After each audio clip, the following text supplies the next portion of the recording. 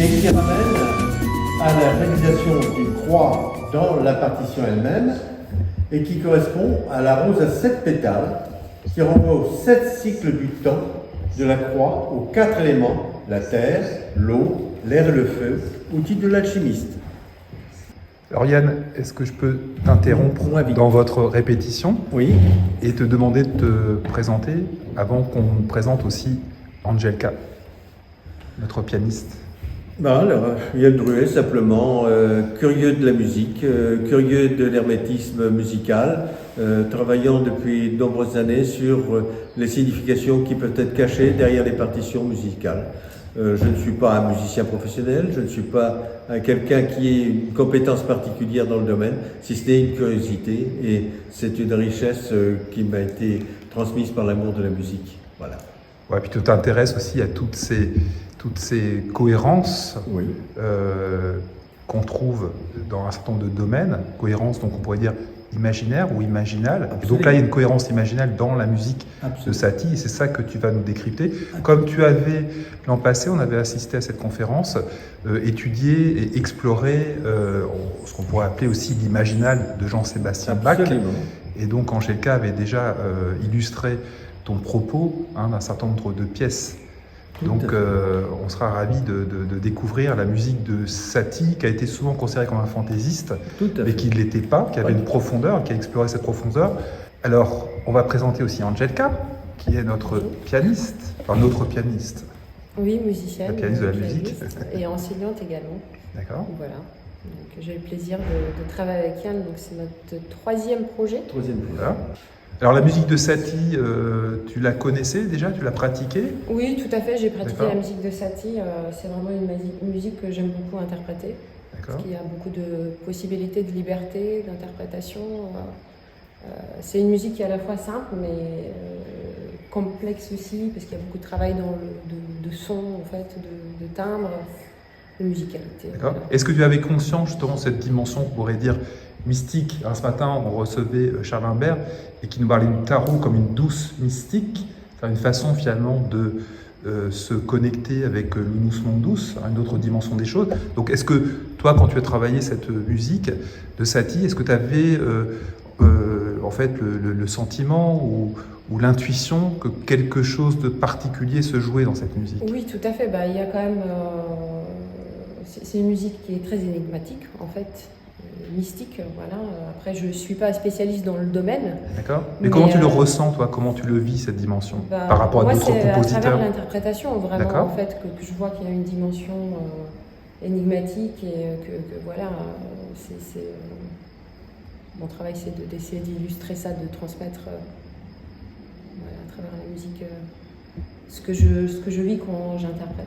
Voilà. Après, c'est aussi à travers l'analyse un tout petit peu des pièces, en fait, on voit comment est construite l'écriture, enfin, voilà, des éléments qui reviennent, notamment dans les vexations. Donc une pièce qui est, on va dire, presque dodécaphonique, en fait, donc très, voilà, très belle pièce. Quand on est musicien, est-ce qu'on a des enseignements ou des clés, justement, d'accès à cette dimension un peu mystique et ésotérique de la musique?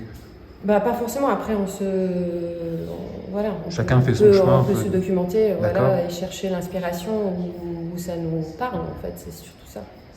Et en tout cas, c'est super intéressant de voir le point de vue de Yann sur ces pièces. C'est intéressant de... Alors je vais revenir justement à Yann, qui est notre grand explorateur de Satie. Alors, qu'est-ce que tu as comme ressources pour comprendre cette alchimie? Le travail que j'ai pu faire correspond déjà, s'insère dans un travail personnel de plus de 40 années de travail sur justement l'hermétisme, sur l'ésotérisme architectural, l'ésotérisme dans le dessin et l'ésotérisme dans la nature aussi, car la nature a été organisée avec un certain nombre de structures qui permettent d'être bien, de percevoir la spiritualité de l'homme qui a aménagé tout, qui est un jardinier du territoire. Et ce qu'il faut rappeler, c'est que déjà, à la base, tu étais un explorateur des profondeurs terrestres. Je suis un spéléologue au départ. Spéléologue, géologue, géomorphologue. Voilà, donc ce qui n'est pas peut-être rien déjà, ce qui était peut-être une voit déjà. Tout à fait. Avec un contact avec la préhistoire depuis l'enfance et avec l'hermétisme du dessin préhistorique. Il y a eu la chance de découvrir un mammouth aurignacien qui a 40 000 ans. C'est quelque chose qui marque un être humain de découvrir quelque chose qui a cette profondeur et essayer de s'interroger quels ont été les cheminements intellectuels des hommes qui ont fait ces dessins-là et qui ont construit une pensée dont nous sommes aussi les héritiers. Et en quoi sommes-nous les héritiers? Eh bien, la musique est une des voies parce que c'est quelque chose qui s'intéresse directement à l'imaginaire en passant par l'âme. Et c'est le chemin qu'on retrouve chez Satie de manière extrêmement puissante. Alors, est-ce que Satie s'est exprimé par rapport à ses pièces? Est-ce qu'il a donné justement des clés de lecture? Est-ce qu'il a fourni un certain nombre d'indications? Alors, nous ne connaissons rien d'écrit, si ce n'est des astuces comme cette pièce Vexation dont je viens de présenter une partition sur laquelle il y a des graphismes qui peuvent être interprétés comme étant des graphismes rose-croix. Et en particulier, on voit dans la structure à la fois de la musique, dans le dessin de la partition, dans l'organisation de décaphonique de la musique, on voit la structuration architecturale qui est une architecture qui conduit immanquablement à l'analyse de l'image qui est une croix dans une rose. Dans une rose qui est vraiment le symbole des 4 éléments. Oui, c'est un idéogramme fondamental. Hein. C'est simple et après très puissant en termes de formule. Mais il faut connaître les clés de décryptage. Et justement, cette conférence porte sur une clé de décryptage que personne n'a jamais abordée, c'est-à-dire le fait que Erik Satie, avec son cheminement Rose-Croix, a été mis en contact avec la tradition des noces chimiques de Christian Rosenkreuz et qui sont illustrées par un ouvrage qu'on appelle le Mutus Liber, le livre énigmatique, et sur lequel on trouve une correspondance entre la musique de Satie et les images du Mutus Liber. Et l'objectif de toute cette conférence, c'est montrer le parallélisme qui existe entre la musique et les illustrations du Mutus Liber. D'accord. Tu peux nous parler un peu justement de la personnalité de Erik Satie? Est-ce qu'on sait à quel moment, en fait, cette dimension-là des choses s'est présentée à lui et à quel moment il a utilisé donc son art pour explorer ces profondeurs? Erik Satie était intéressé à titre personnel déjà par ce genre d'approche. Et on retrouve des premiers éléments musicaux avant la rencontre qui a été déterminante pour lui avec Joseph Mélardan, qui l'a initié au rosicrucianisme.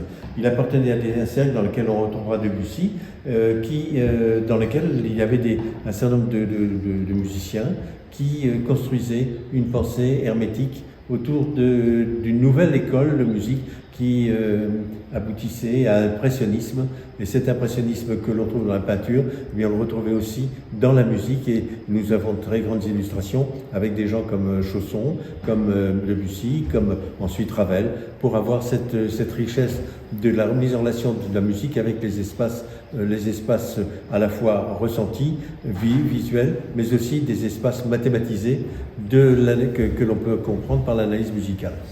Voilà. D'accord, oui, donc il a vraiment fait partie de cercles, en fait, on va dire ésotériques, d'initiation, voilà, qui avait quand même une volonté de reformuler certains principes qui remontent à la nuit des temps dans de nouveaux moyens. Il était maître de chapelle des Rose-Croix. D'accord, voilà. oui. Il est aussi parfaitement informé, il s'inscrit aussi dans une tradition qu'il connaît parfaitement. Tout à fait. Donc il y a toute une école qui s'est développée, et c'est tout le début du XXe siècle français, toute cette musique française extraordinaire du début du XXe siècle, qu'on appelle la musique impressionniste. Et c'est là qu'il y a vraiment la naissance d'une formulation, d'une musique qui à la fois s'appuie sur le naturel et qui s'appuie sur un transcendant imaginaire à partir du réel observable. D'accord. Il y a cette idée de formuler une transcendance, de rendre visible l'invisible. Tout à fait.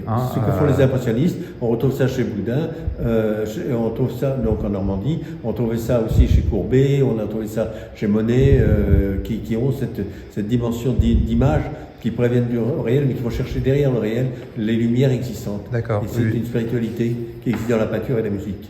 D'accord, qui sont des clés en fait d'accès à l'unus mundus. C'est ça. Comme dimension transcendantale à laquelle on peut se relier par l'intercession de D'un médiums, d'un art, voilà, pratique, et des symboles surtout. Voilà. Ben écoute, je pense que déjà on a suffisamment d'éléments de réflexion pour qu'on soit intéressé à venir t'écouter. Et tu ouvriras le festival le vendredi 4 juillet. C'est ça. Et donc on aura le plaisir d'écouter Angelika nous réciter ou nous interpréter, je pense, plutôt. J'ai bien écouté la façon dont tu jouais autrefois, c'est vraiment de l'interprétation. Tu es très présente dans ce que tu joues. Donc les pièces de Satie. Alors combien de pièces de Satie d'ailleurs? Nous avons prévu 13 pièces de Satie et une dernière pièce pour conclure en hommage à un rond de Debussy, une image. D'accord.